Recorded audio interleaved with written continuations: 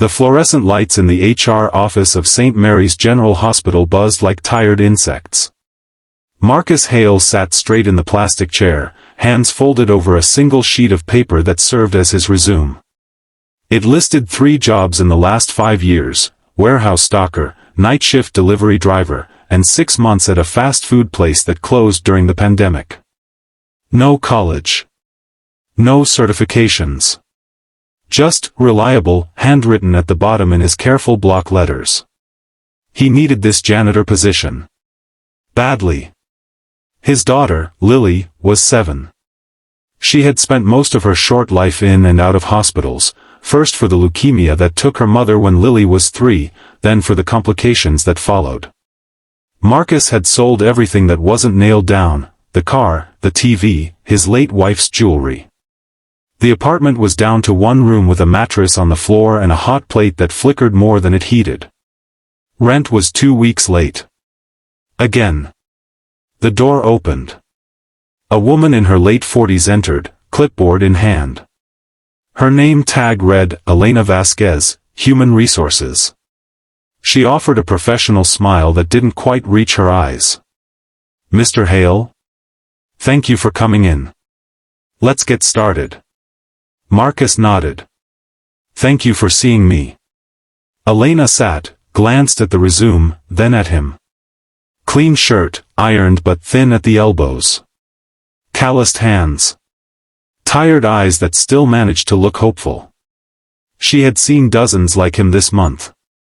Budget cuts meant only 1 opening. She already had 3 stronger candidates, younger, with recent experience. "Tell me why you're interested in the custodial position," she began. Marcus cleared his throat. "I need steady work. Nights are fine. I can start anytime.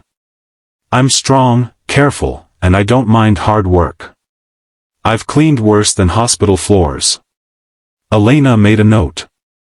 Routine questions followed: availability, references. He had 2 old co-workers, criminal background, clean.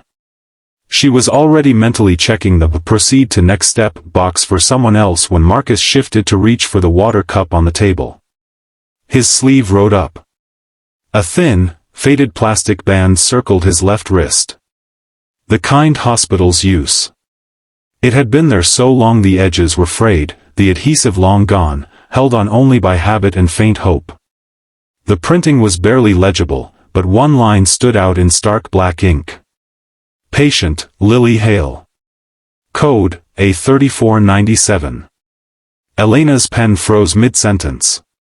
She stared at the band. Then at Marcus.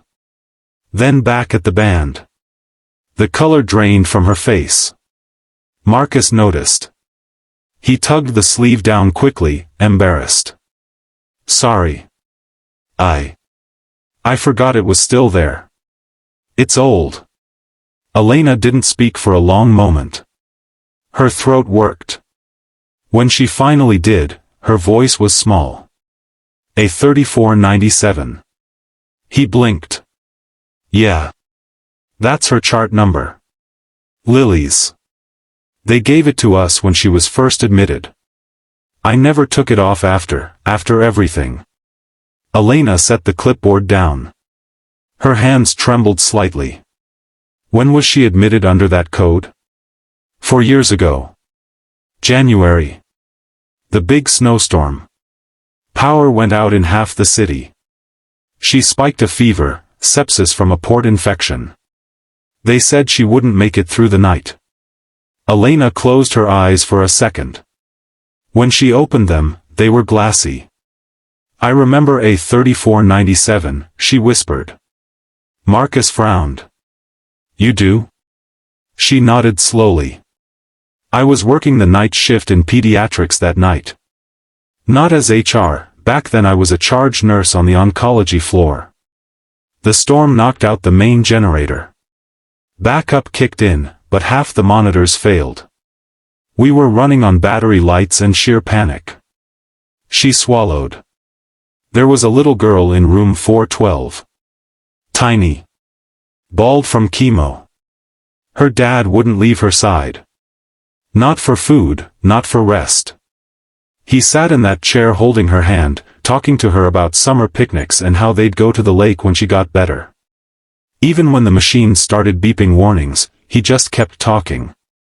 Marcus stared at her. Recognition dawned slowly, like sunrise through fog. You were the nurse who brought the extra blankets, he said quietly. And the warm packs for her feet. You told me stories to keep her calm.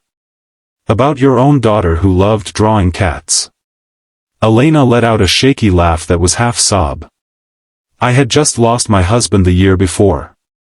Cancer. I didn't know how to help, so I just stayed. I prayed more that night than I had in years. Marcus looked down at his hands. Lily coded twice. They brought the crash cart. I thought that was it. But she came back. Both times. The doctor said it was a miracle she pulled through the night. Elena wiped at her cheek. It wasn't just a miracle. It was you. You refused to let go.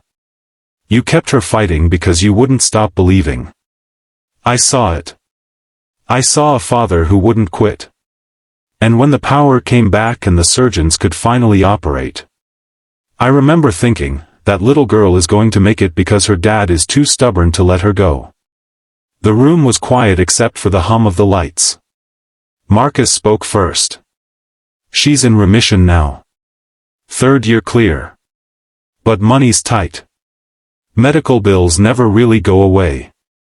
I just need something steady so she can have a real home again. Not a couch in her aunt's living room.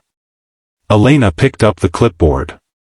She looked at the resume again, then set it aside. I'm not supposed to do this, she said. We have protocol. We have other applicants with more experience. Marcus nodded, expecting the gentle letdown. But protocol doesn't account for miracles, she continued. And I owe one to you. To both of you. She stood. The position is yours. Full-time, benefits start day 1.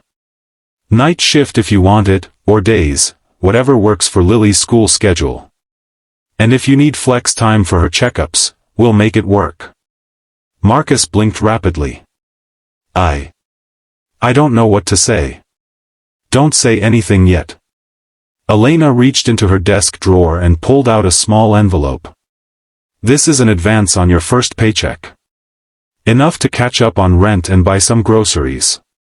Consider it a signing bonus from someone who remembers what it feels like to sit in a dark hospital room praying for dawn. He took the envelope with shaking hands. Why? Because 4 years ago, in the middle of the worst night of my career, a father showed me what real strength looks like. Not titles. Not resumes. Just refusing to give up. And today, I get to pay a little of that forward. Marcus stood. For the first time in months, the weight on his shoulders felt lighter. Thank you, he said. It wasn't enough, but it was all he had. Elena walked him to the door. Bring Lily by sometime.